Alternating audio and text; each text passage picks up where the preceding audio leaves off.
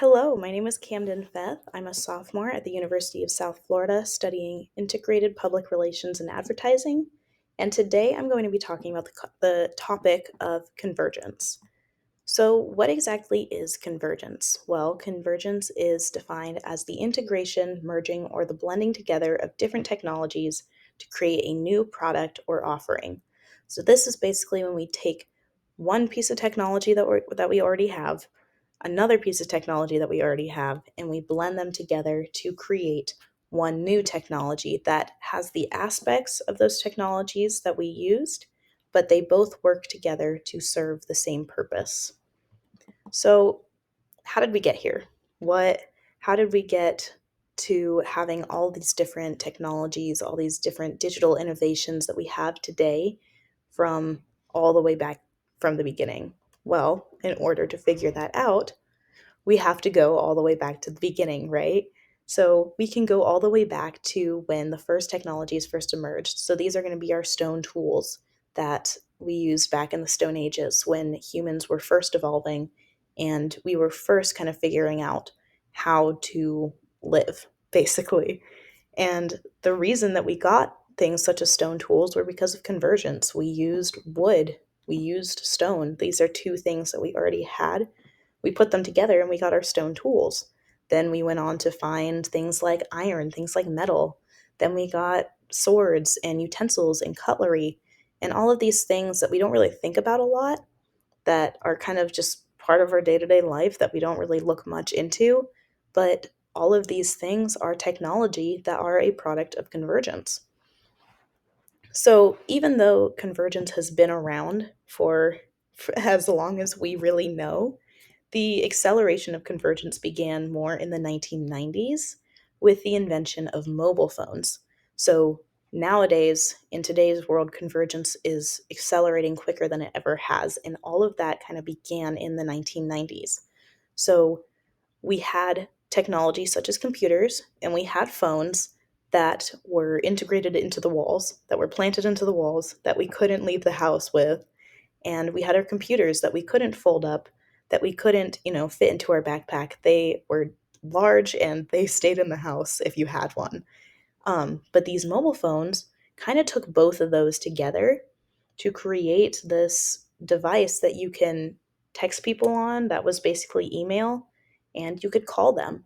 And on top of that, we created cell service that allowed us to go wherever we want in the world and have conversations with people through our mobile phones. But even then, that still wasn't enough, right? So then we had to integrate things such as GPS tracking, video cameras, digital music, video games, all of those different things into one. And that created the smartphone that we have today. And that's just one of the many, many examples of convergence in our world today. Um, and it's really the best example that I think of, but there are so many more, and we're going to get into that. So, just like I said, let's look at all the other ways that convergence has kind of been in our life and the evidence that it exists. So, like I said before, smartphones are only a really, really, really small part of how convergence looks in our world today.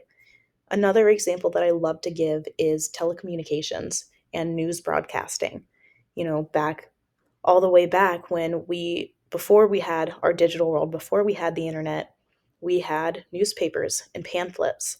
That's how we got our information. And that's how we knew what was going on in the world, was we had to go out and we had to buy these pamphlets. We had to go out and buy these physical pieces of paper that told us what was happening out in the world. But then, after the invention of the internet and the World Wide Web and the change from radio to video broadcasting, the convergence of all of these technologies are what got us telecommunications and news networks and networks that allowed us to be able to know what's going on in the world through our TV, through our computers, through our phones, through the radio.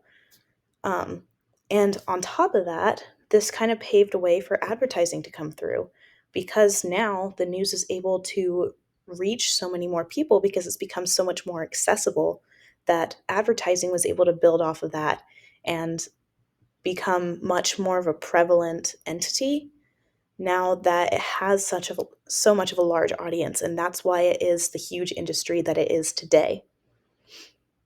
Now, while these are all examples of convergence, you really can't talk about convergence without talking about AI, or artificial intelligence. It's something that we use all the time. It used to be, something that we think of when we think of sci-fi films or books, but now it's something that is real, and it is something that we use every single day.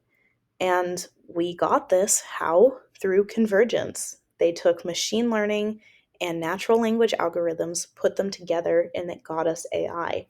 And then again, these are things that we use every single day that we don't think about very often. Like if you have an Amazon Alexa, if you use Siri from your phone, that's AI, ChatGPT. These are all things that we wouldn't have if it weren't for convergence. Almost everything you use, no matter whether it's digital or not, or if it's a physical thing, like I was saying before with cutlery and utensils and things like that, those are all products of convergence. Now, I could talk on and on about convergence and about how awesome it is, as you've seen throughout this website. If you've been reading and you've been looking at all the things that I've been saying, you've been probably seeing a lot about how awesome convergence is and all the really cool things that it allows to happen. And while that's true, there is a reason why it's important to know about this, because you might be wondering, why do I need to know about this? I don't plan on going into engineering. I don't plan on working, you know, in a digital environment, in an environment that focuses around the media. But the thing is, our entire world focuses around the media. Our entire world is digital. And that's part of the reason why I think it's really important. But on top of that, understanding convergence is important so that way you can recognize the dangers and the possible problems that come with it. One of the things that I always say is that everything is good in moderation. If you have too much of something, sometimes things can go awry, sometimes things can go wrong because we get too excited, right? Because we're living in a world where we can have access to all these things, where we can create all the things that we want because of convergence. But that doesn't necessarily mean that we should. There are companies that have been able to weaponize AI to manipulate consumers in the news, in their advertising, things like that, saying all these things that aren't exactly true, but we believe them to be true because of things like AI, because it makes it look real. And we're able to say, look, these are all the things that are happening, whether they're true or not, we believe them, right? Because they're showing it, we're seeing it, and we're believing it, right? But that's a really dangerous mindset to have, which is why it's important to understand the abilities that these companies have, and to know, to be able to see something and be like, oh, that's not right. That's wrong. And having that understanding is really, really powerful, because then we know how it affects our society. We know how to prevent misinformation.